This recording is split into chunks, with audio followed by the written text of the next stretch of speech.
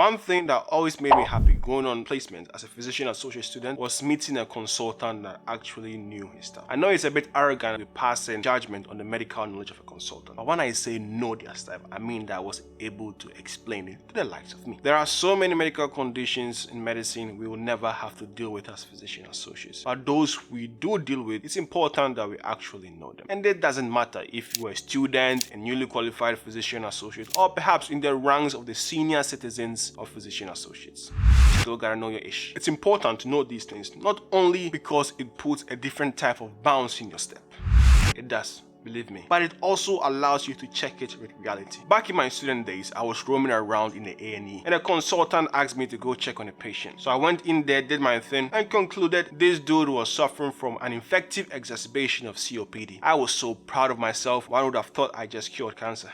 But looking back, I was cringy as hell. So I went back to the consultant and presented my case. The doctor went in there, did his thing, some Swiss watch action. He came back and said, yes, your differential diagnosis is reasonable. I thought I was done. I had done my job. I was about to bounce off to the AMU. That was my base word, so I just moved everywhere I liked. PH, lateral mobility, we've been practicing this from day one. As I was about to leave, the consultant actually asked me, this COPD business you are speaking of, what actually is it? It's like time froze. Felt like every doctor in the A&E was looking at me. I was about to tell the doctor it's what the smokers have, but obviously I had to represent the PA family.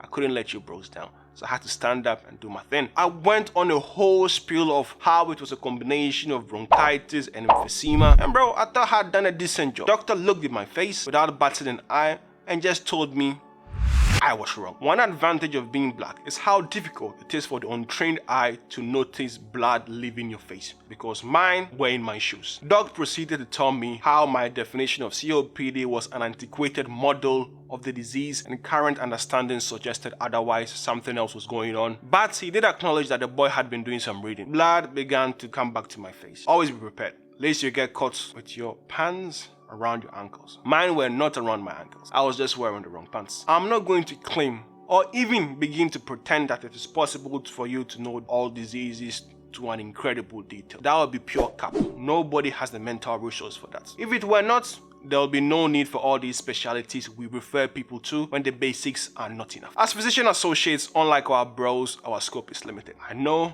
this statement, upon scrutiny, might prove to be rather porous in light of current affairs. However, indulge me. Even within this scope, knowing what to focus on is not a simple task. We used to have the matrix where you had your 1A, your 1Bs, your 2A, your 2Bs. Even that was not perfect. I do remember once taking a condition from the 1A, which is supposed to be our bread and butter in terms of diagnosis and management, and I went to town with it. And I came to a conclusion that perhaps minimum this should be a 2A. Maybe I should know it exists, but I ain't got no business to do with it. Felt a bit complicated. Maybe it was just me.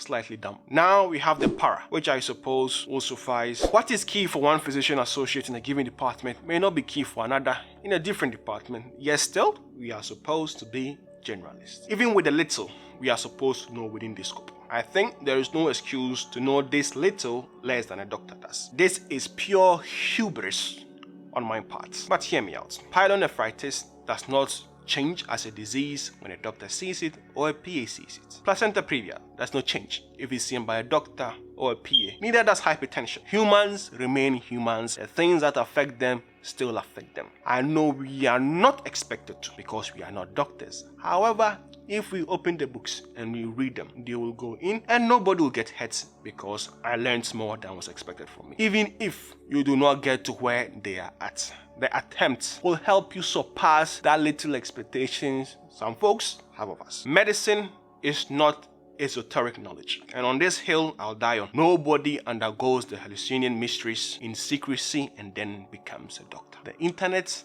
has decentralized knowledge. The books the bros read, they are not locked in secrecy.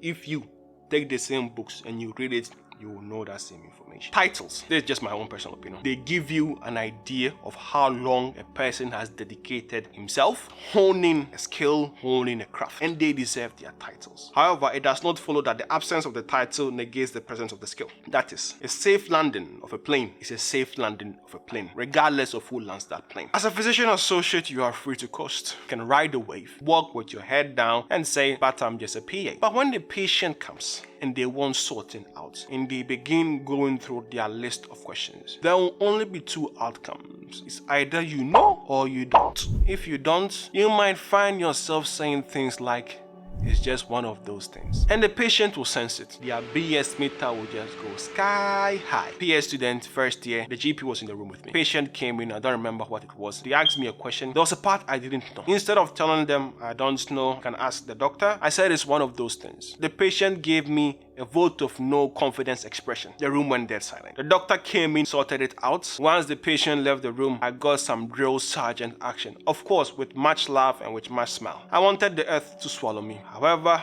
I stood there and I took it on the chin. If you don't know, just ask. In order to find yourself in a better position than I did, in addition to the books I made mention of in this video, I suggest you make the acquaintance of this book too. Robin and Cochran, Pathologic Basis of Diseases. It is dedicated to the underlying pathology of most common diseases. It makes the ever-growing list of why do I get this, why me, why my mother, why my brother, a cherry on top if you will. It allows you to flex your clinical knowledge, of course, to the service of the patient, and inspire the confidence ever so needed in our current climate. It grounds your management of diseases in understanding because it provides you the mental clarity of what your intervention is addressing, a foundation for sound clinical reasoning. Remember when I said the best way to understand a disease is to know how the human physiology works normally in its absence? This book